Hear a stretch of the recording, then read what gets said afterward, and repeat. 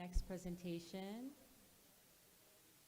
I'm excited to bring to the stage from Spectra7 Micro Solutions, CFO, oh, excuse me, I'm sorry? Microsystems, I'm sorry. Please welcome to the stage CFO Bonnie Tomei. Thank you so much.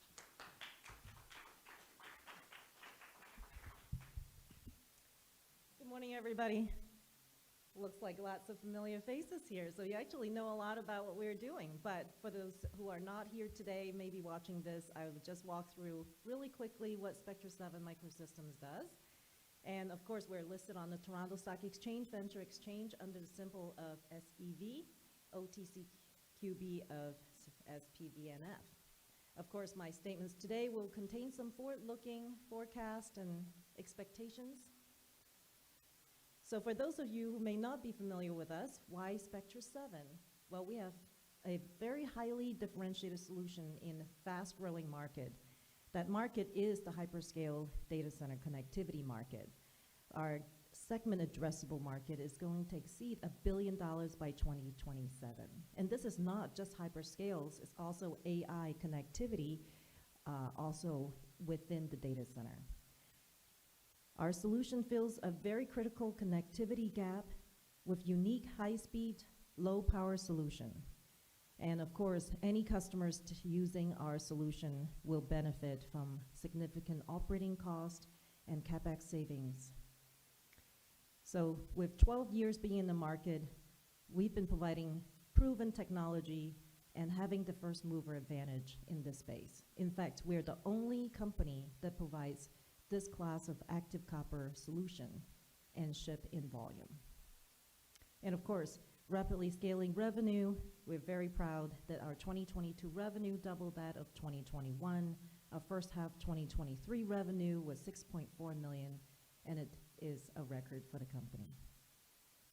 So Spectra7 at a glance, we're actually located in Silicon Valley, and what we do is we provide high-performance analog chip that is embedded to a connector to enable a copper wire to process very high speed in an ultra-thin manner.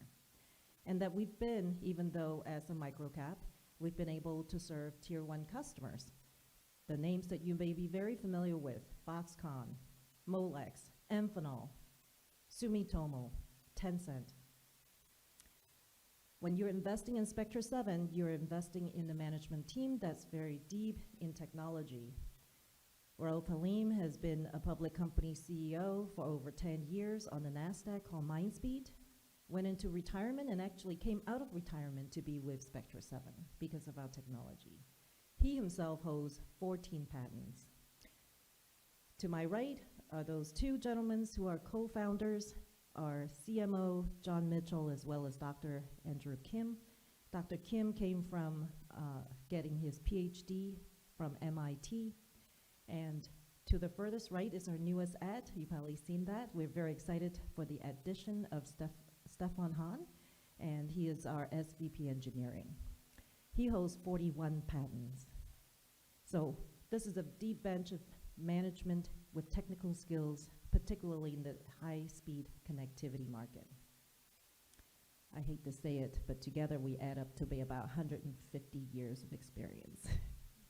Of course, I'm the youngest of them all. For addressable market, or the address market, I wanted to start. Our business actually started with the consumer connectivity.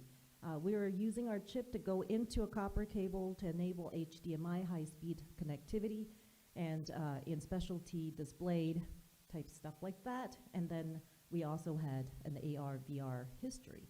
We actually offer our solution and powered the connectivity for Oculus until Facebook did away with the connection. However, in 2022, we have shared with you that we got a design win. We are in the PlayStation VR2 goggle, and that our chips is actually in the connectivity that connects the PlayStation 5 to the VR2.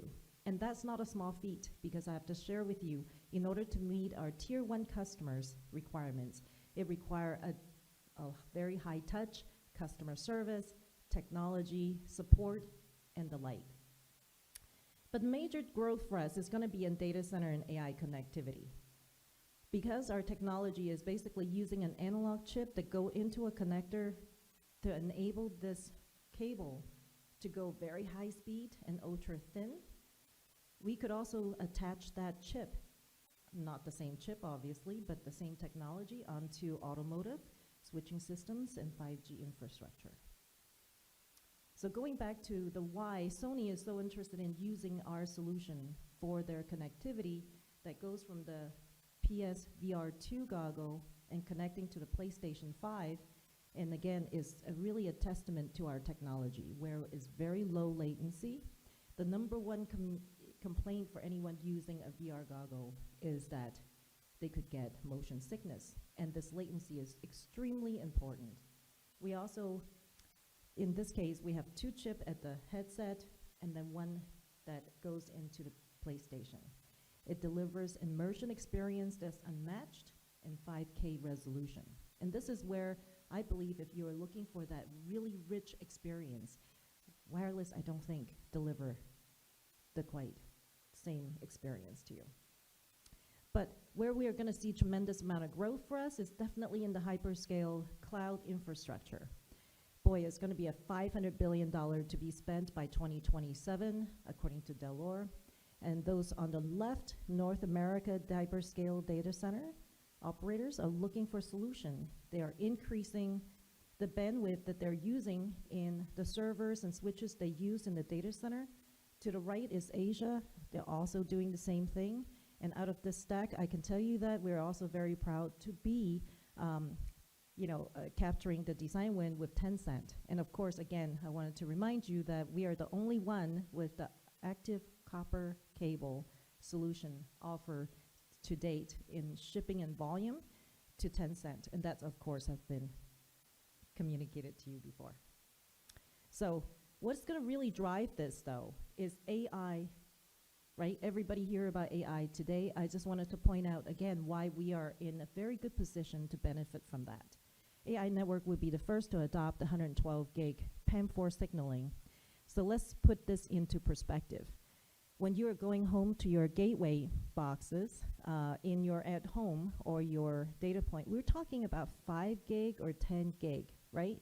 This is the speed that you're experiencing on your daily life. We're talking 100 gig per lane. So if you have 8 lanes, that's 800 gig. They're talking about 800 gig today in the data center connectivity. They're talking about 1.6 terabyte, which doubles that. That's a lot of data that's going through this cable. And this is where our technology, which is an analog chip, and when I say to analog, and of course being in the industry for about 20 years, analog means so much more than just digital. Digital basically provide algorithm that takes information packet in and trying to deliver it on the other end with some kind of signal process. Whereas for analog, it just goes straight through. All we do is really amplifying it with a lot of physics and understanding, and I'm not the technologist, but my understanding is anytime you can do an analog, it is a better approach because you don't use power, you don't need to come up with these chips that are ultra small to fit into this little connector. In fact, our connector, our chip, an analog chip is chip packaged, it's very small, it's kind of like the chat when you used to do voting. So on the AI network, being the first to adopt, we're here to benefit from that. The other thing too is that they're really in the need now. We've been talking about this actually since 2017, but people still didn't need the high density, 56 gig or 25 gig connectivity. We're not really, kind of got skipped over on the 56 gig in the US North America data center. So 112 gig is definitely here to stay and here to start. And this is where we're very excited about the inflection point for Spectra7. The ACC technology, again, is active copper cable, is pioneered by us, and we are here to definitely provide a superior connectivity. We are lowest power, lowest latency, and lower cost comparing to alternative. And then also, we are protocol agnostic. I don't know if you're following the AI cluster connectivity, but NVIDIA have talked about using InfiniBand versus Ethernet. Again, your laptop today, a lot of the access point are Ethernet, but they're really looking at InfiniBand for that connectivity. Again, our chip can do both. We are agnostic, just put us anywhere you need us. So how did this opportunity come out? We've talked about how the data is going up to 800 gig and 1.6 terabyte. The incumbent that we're trying to displace is passive copper. So when we talk about passive, it's just strictly, and another name for it is direct attach cable. And all it is really a copper medium with connector on either side with no chips in it. With a chip to enable the same cable to be longer, thinner, and process these high data rates, we call it active copper cable. And of course, again, it's the name that we've given it. And if you can see right here, data rate as is going up 400 gig, you can still maybe use the DAC, you could use the passive copper, but by the time you get to 800 gig, it's only 1.5 meters. Well, if you imagine the racks and racks of servers and switches, in order for it to, the cable to reach between the switches and the servers, you need to be at least 2.5 to 3.5 meters. And this is the target market that we're going after. So as you're comparing the competitive advantage of our product, of course, passive copper could not do the job, right? It just couldn't get the reach. And the reason being that, and maybe it's just a little bit more technical, is that as you're putting a lot of data through the same cable, the signals start attenuate and you cannot see where the 1 and the 0 is. And this is what we call the eye diagram when you look straight at it. And this is why having an analog chip into that power, into that cable, will give it that high-speed connectivity to open up, to boost that signal. Substitute products, though, alternatively, you can do fiber optics. Active optical cable is fiber optics. Fiber optics been around for a long time. We know that they go the length, kilometers at a time, and they use two things to enable that. The first thing is they use a digital signal processor, and as I've talked about, it uses this high algorithm in trying to convert that signal. The second is a laser converter. And so the laser converter takes electrical, optal, and then re-scramble and come back as electro again for the signal. So those are kind of expensive when you put them all together. So somebody have an AOC, I guess, an optical cable that they have already imagined, and they said, okay, well, let me just take out the fiber optics, right, without the converter, and they just use a digital signal processor attached to copper. And in that case, they call it the active electrical cable. Well, of course, they are also able to go a little longer length, but the digital signal processors still use a lot of power. So the limitation for them is higher cost, power consumption, very high latency. They require configuration, unlike ours. We just try to do a plug and play. So how does it compare in power? Well, if you take a look at 100 gig, it didn't really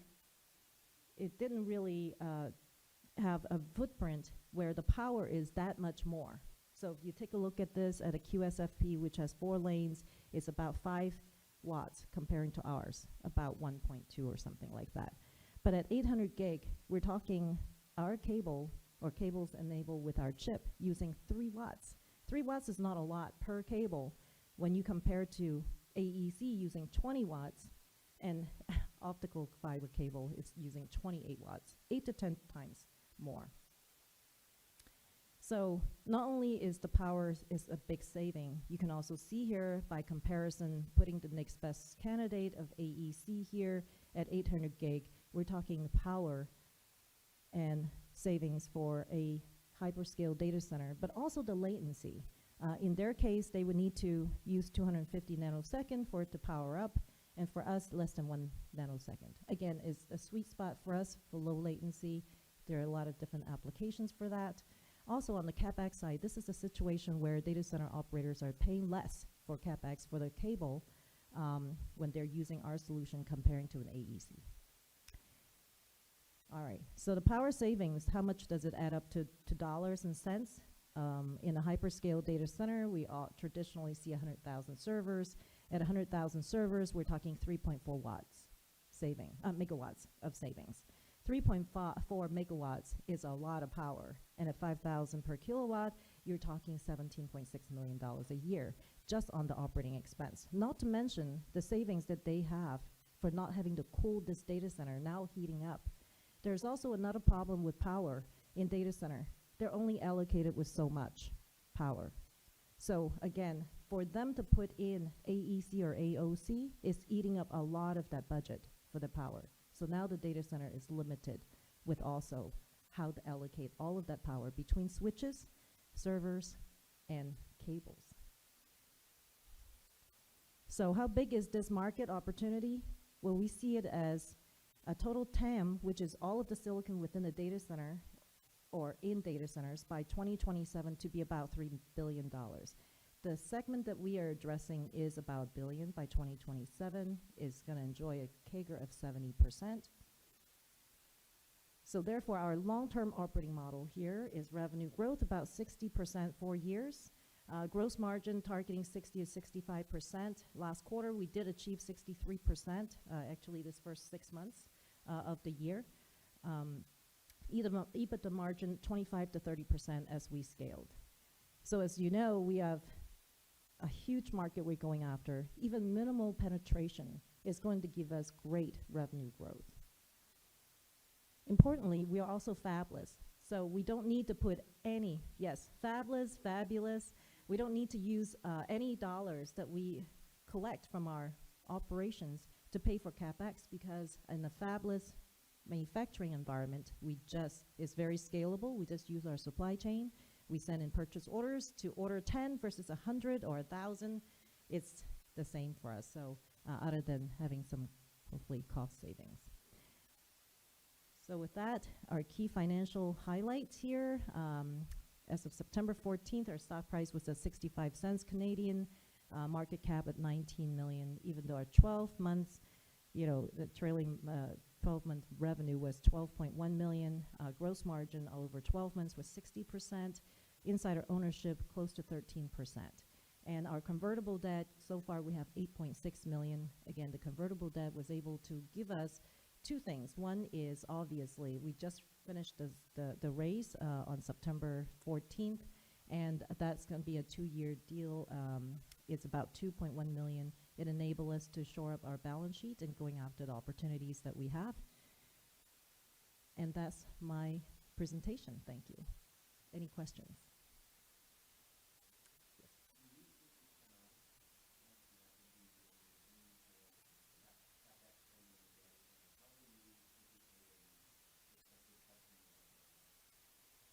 So the question is, when the new switch comes out, how do we educate our customers or end customers about that? Actually, they are all educating us as well. We are having a lot of activities. What he was referring to is for customers right now looking for these high-density systems, when we are talking that require this 112 gig connectivity, and I'll just put this back onto the slide. They are looking for new, so if you think about switches, the switches and servers have been at a normal rate, right? They're just what you can buy. The newest switches are coming out with 51.2 terabyte connectivity, and also the NIC card. And those have been in discussions, and if you have spoken to me before, Broadcom Tomahawk 5 is the chip to be looked at, and all of these same end customer hyperscale data center have been doing qualifications for them. Now, we did also share in June when I was here that we kind of heard that they're still in qualification. Subsequent to that, Broadcom's Tomahawk 5 for this particular application has been back in the drawing board, not just needing a little tweak. So our understanding right now is actually from the hyperscalers that they're anticipating, looking forward to using this in production and our understanding it may be beginning of 2024. So it fits right into our expectation of high growth in 2024 in our revenue. Hope that answered your question, Brian.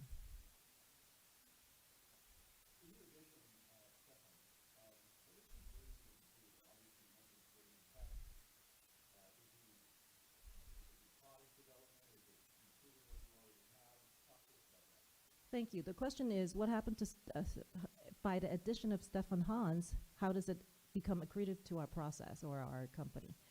We're very excited about his addition because he has such tremendous experience, both in operations, in putting our technology into market, into marketable product that, lower cost to make, improve and performance, leadership in the engineering side. Dr. Kim had been doing both jobs, and so now that with him being an addition, it was helpful for our chief technology officer, who's our architect of our product, to focus on new products. And of course, as you could imagine right now, what happened with the entire data center or anywhere where data is becoming high speed, anything that has a copper connectivity could use our technology. It's not limited to just a cable. And that's what we are looking for, is having his addition to help basically drive top line growth. I think I could only provide one more question.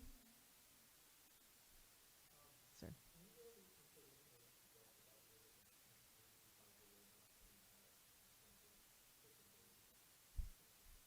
Sure. The question is provide a 3 to 5 year corporate goals. What we are anticipating to do is, of course, win the world. Just kidding.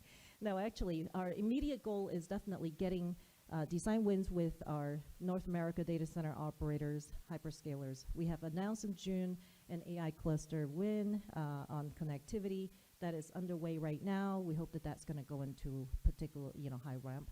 That is the nearest goal. The 3 to 5 year goal definitely is to be a U.S. listed company. One thing that we anticipate is basically be available to our shareholders who are actually in LD Micro. And a lot of you have a limitation on where you can invest. And being on TSXV does not really realize the value, I think, of what we are able to do. And being a semiconductor company with 20 plus years in the valley, that's where we want to be. But also, I think we go back to the addressable market. Future growth is going to be fueled by anywhere there's a copper connectivity, because that's where our technology is. And so it could be manyfold. But these are the 6 boxes that we wanted to continue check off. Hopefully that answers your question.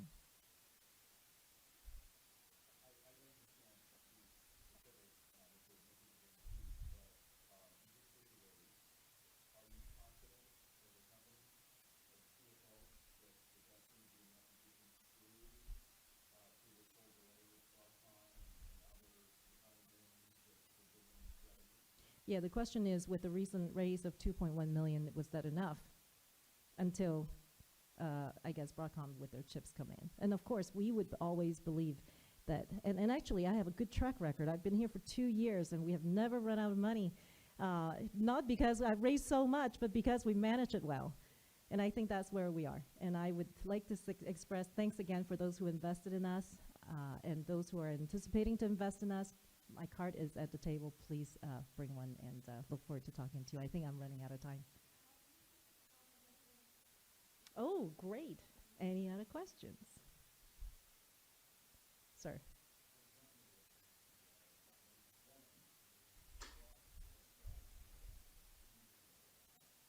Great. The question is, as a company, what kind of roadblock has we seen, and what are we doing to address them? And I think, the one thing that's wonderful is that we have track record of being able to serve tier 1. It's not easy to do that.